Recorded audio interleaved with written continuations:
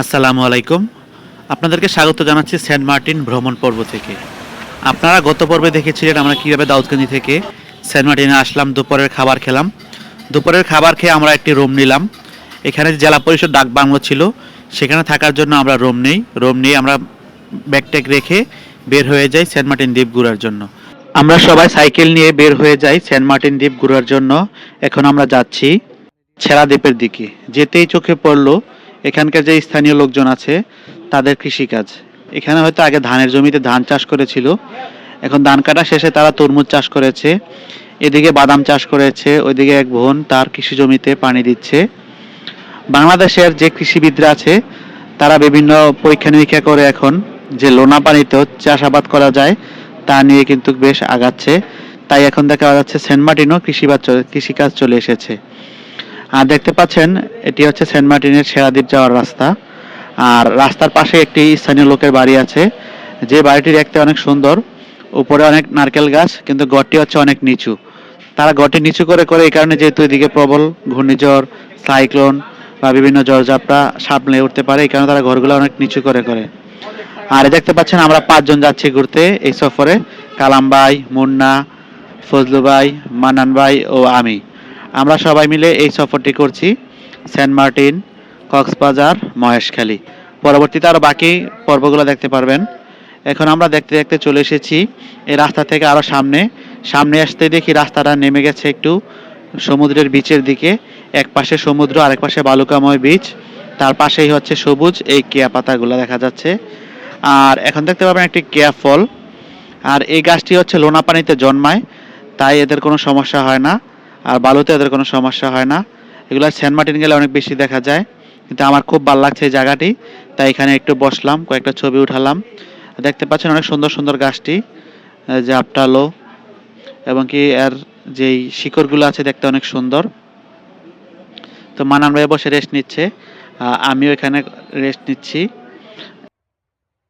আমরা এখানে দাঁড়িয়েছি যে মাছ ধরার যে নৌকা বা ট্রলার বলে, তা এখানে একটি নতুন করে তৈরি হচ্ছে, সেটি দেখার জন্য এখানে দাঁড়িয়েছি। এই ট্রলারটি তৈরি করতে নিয়ে তাদের 2 সপ্তাহ সময় লাগে। একজনকে জিজ্ঞেস করলাম।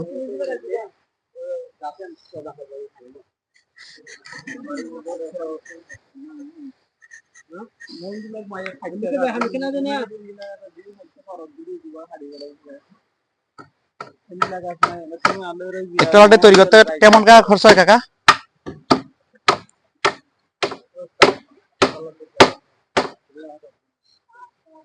তৈরি করতে কেমন টাকা খরচ আপনাদের? যাই এইটা কাঠের মূল্যর উপর। কাঠ কি এগুলো স্থানীয় কাঠ নাকি? না, টেকনাফ থেকে আনতে হবে। এইগুলো 1 ফুট কাঠ, কাঠ 3000 টাকাও আছে, 5000 টাকাও আছে, 1200 টাকা আছে। তাই এগুলো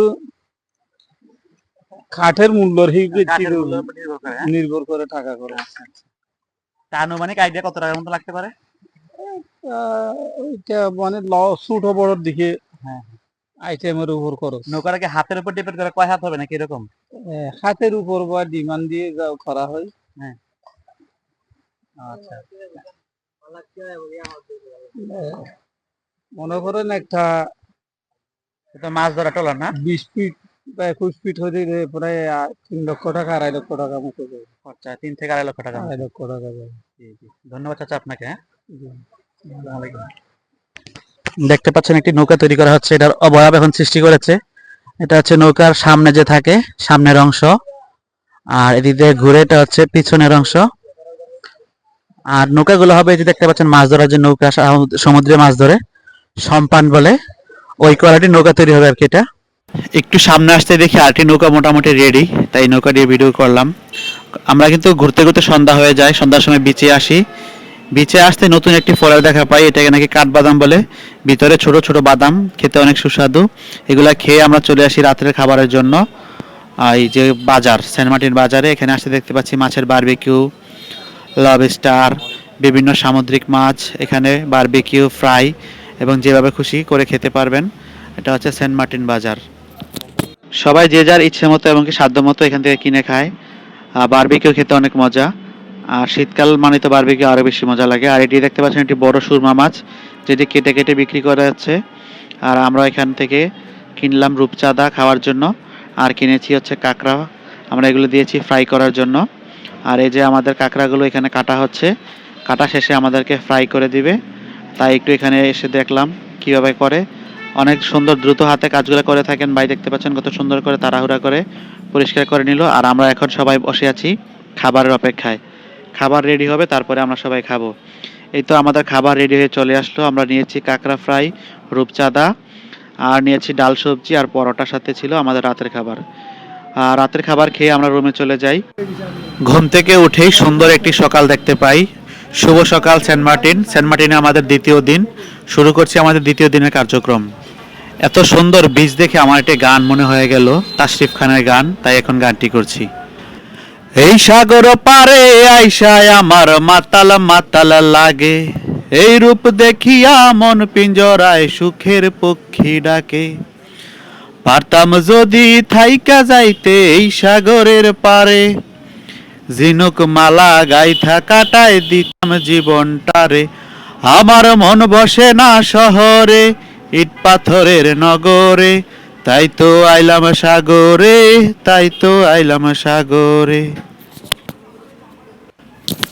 আর সাগরে এসে দেখি জেলেরা এখানে মাছ ধরছে, তাই এখানে দাঁড়িয়ে কতক্ষণ তাদের মাছ ধরা দেখলাম এবং কি এই মাছ ধরার ভিডিওটি করলাম।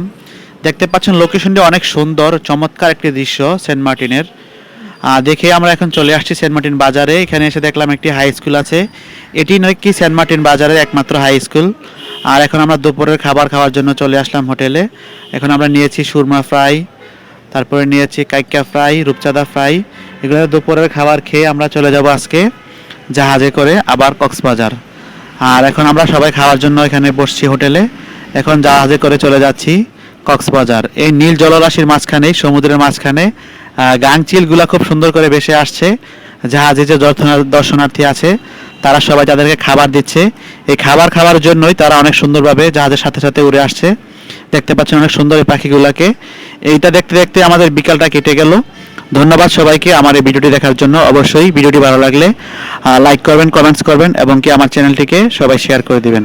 ধন্যবাদ সবাইকে। আসসালামু আলাইকুম। এমন যদি হতো আমি পাখির মতো